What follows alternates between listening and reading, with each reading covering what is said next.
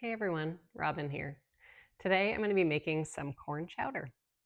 This is a great traditional recipe. You might have had it growing up, but it's actually not something I had been making in my household for a while. And then one of my kids went to a friend's house and had it and said, "Oh, I had this corn chowder. It was great." So we've kind of been playing around with the recipe here.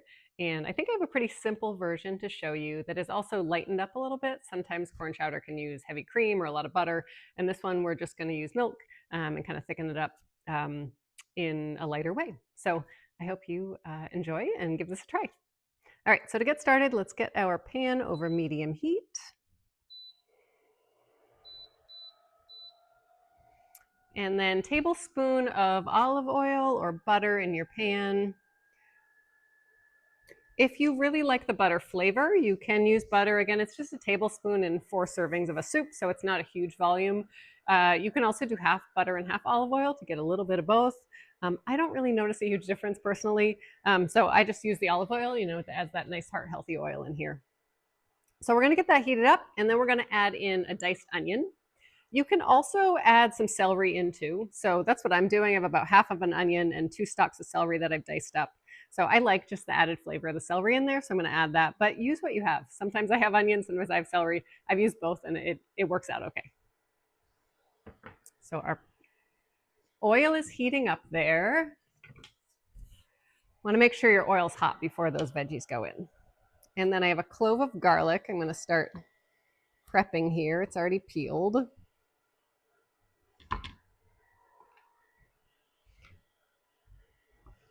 So just give it a squish.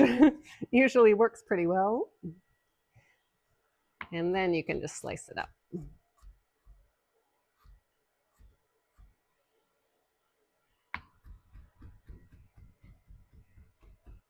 I find with garlic, it seems best to, again, kind of like brush it into a pile and then put your hand on the top of your knife. Just kind of mince it around. If you use garlic a lot, maybe getting one of those garlic presses is a good idea. I don't use a ton of garlic, so just chop it up when I need it.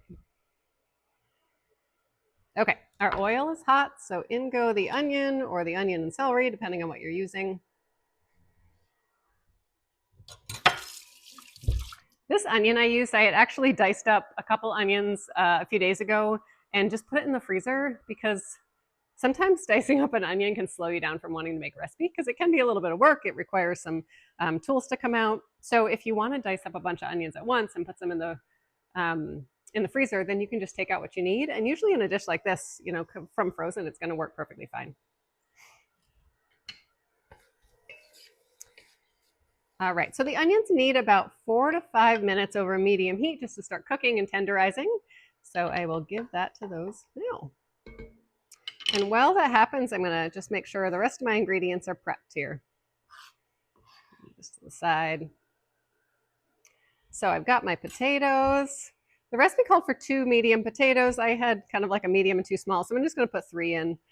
And again, you can decide, do you like a little extra potato in your chowder? Do you prefer that it be more corn or more ham? You can kind of make adjustments based on your preference. It's a flexible recipe. I actually made it recently and realized halfway through that I didn't have any corn. And it does seem like corn would be a requirement for corn chowder. But I had some broccoli, and so I just put broccoli in instead of the corn.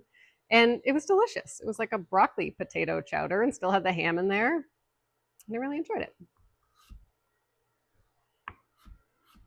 So your potatoes should be small enough to kind of have maybe 2 of them on a spoon when you're eating your soup. If they're too big, it's going to be hard to get kind of all the elements of the soup into that one bite. So keep that in mind when you're chopping things up.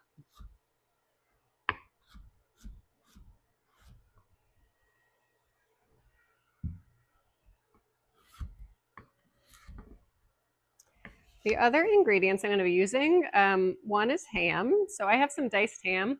This is actually, I had a ham at Christmas and it was huge and we didn't eat all of it. And so I just diced up all the ham and put it in a Ziploc in the freezer. And anytime I make this, I just pull out 2 cups of diced ham and it seems like it's like the ham that lasts forever. So it's been a really handy way to just have it available. If you don't, you can just buy a piece of ham at the grocery store. It's nice. They sell ham in fairly small volumes, so you don't have to buy a ton of it. Or you could even get a couple slices at the deli if that works for you too. I actually don't know that I need this whole potato. I have about, let's see, the recipe calls for, it doesn't say volume. I'm going to say about 2 cups. Let's do another half.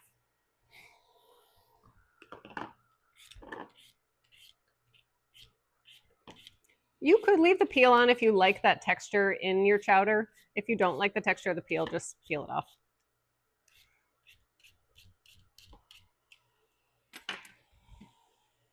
So I guess 3 smallish would have been fine in here.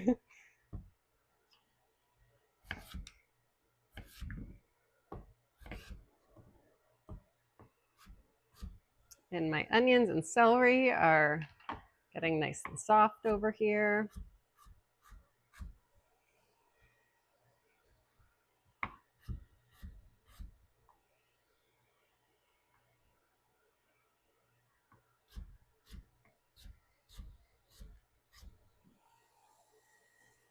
Stir, they smell delicious.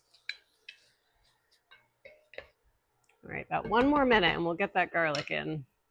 Garlic can burn easily in the pan, so you don't want to let it kind of saute or pan fry for too long. So it's usually about 30 seconds, and then we'll get everything else in so it doesn't burn. All right, my potatoes ready. And then for your corn, I will say this recipe is best with fresh corn off the cob, but it's January. That's kind of hard to find right now, or if it is, it's hard to know how fresh it is. So I'm just using a bag of frozen corn. Yeah, I've used canned corn in this. Do what works for you. It's all going to be okay. Some corn has more flavor than others, and sometimes we don't really realize until we start eating it if it's there. So again, do what works. If you happen to freeze corn off the cob when it was fresh this summer, you'll be all set. All right, so clove of garlic in there. I'm not putting the whole one. My clove was large and I'm just a bit sensitive to garlic, so I'm going to leave a bit of that out. So just give that about 30 seconds in there. Start bringing out its flavor. And then I like my corn chowder a little bit on the thicker side. And so I'm going to be adding 2 tablespoons of flour. We'll cook that into this, and then that'll help thicken it as it simmers later on. If you prefer it thin, just leave the flour out, but do what works for you. Okay, so I'm going to sprinkle the flour over those veggies, and then just give it a minute to start cooking and combining here.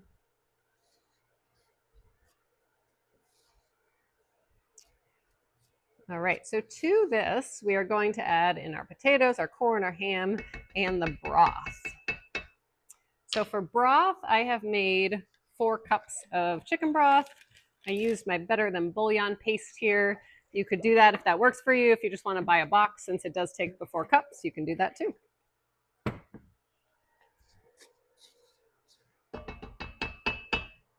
right, so in goes our broth.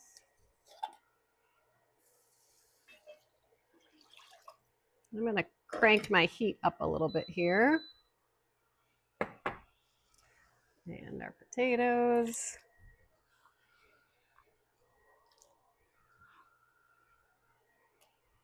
Corn. This corn is still frozen.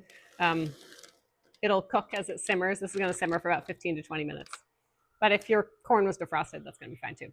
And then about 2 cups of diced ham.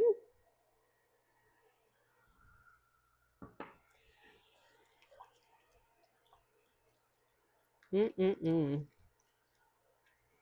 then I'm going to add my seasonings in now as well. So I've got 1/4 teaspoon of black pepper. And then about 1/4 to 1/2 teaspoon of thyme is what I like. If you have thyme in your house and you're a little less familiar with it, give it a smell first. Thyme is really nice in small amounts, but I find that too much can be a little overpowering. That's why I put the range in there. So maybe start with 1/4 teaspoon, try it and see how you like it. You can always add a little more at the end if you want a little bit extra. I'm going to do the 1/4 teaspoon for myself. I find my kids, especially if the seasonings get too strong, they start to shy away. So better to start with less and go up with thyme. If you don't have thyme, you can just leave it out. The soup has a lot of flavor from the onions and garlic and black pepper and ham and things like that, so it'll still be flavorful. All right, I think I've got everything in there so far. So the only ingredient we haven't added is the milk. And so we're going to bring this up to a simmer and just let it simmer for about 15 to 20 minutes until the potatoes are done and it starts to thicken. And then I'll be back to add the milk. All right, I am back. And soup has been simmering for about 20 minutes. 15 to 20. So check yours after 15 and see how it is. Some of the, there's been some evaporation with it simmering here. So I'm going to turn the burner off and just let that simmer a little bit. The thing with adding milk is we really don't want it to boil a lot. We just want to kind of get the milk in there and get it warmed up.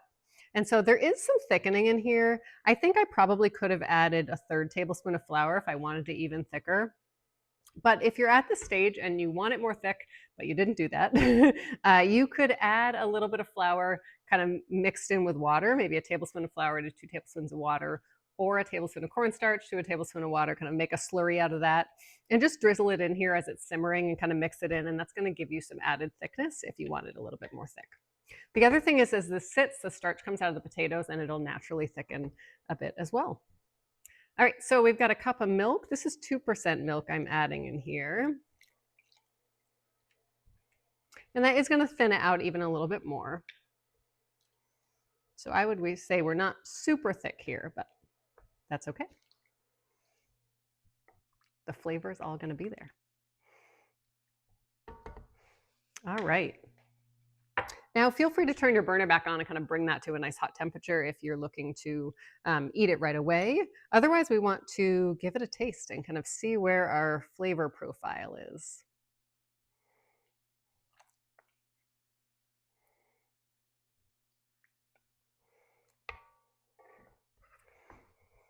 I can smell that thyme. I smell kind of the flavor of the ham, a little bit of corn in there.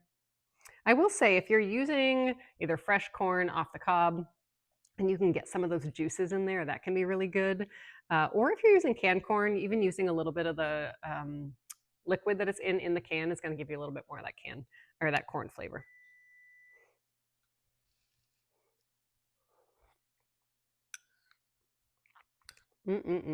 It's delicious. So what we're tasting for is, does it have enough flavor for you? Is there anything you want to adjust? Do you want to add a little bit more pepper? I didn't add any salt to this because I felt like I had plenty in the chicken broth that I put in, and it's plenty salty for me. So start there. You can always add salt if you need it, but if you can cut back, probably valuable to do anyways. Do you want any more thyme? Do you want any more black pepper? Do you want a little bit of cayenne if you like a little bit of heat, or a little splash of hot sauce we tend to do when we serve this can be delicious as well. But I think it's great. I think it's a nice balance of kind of corn, potato, ham, onions, and celery in there. Nothing seems like overpowering from a volume standpoint. It's cozy, it's nourishing, and I look forward to having it for lunch. So I hope you give this a try and let me know what you think.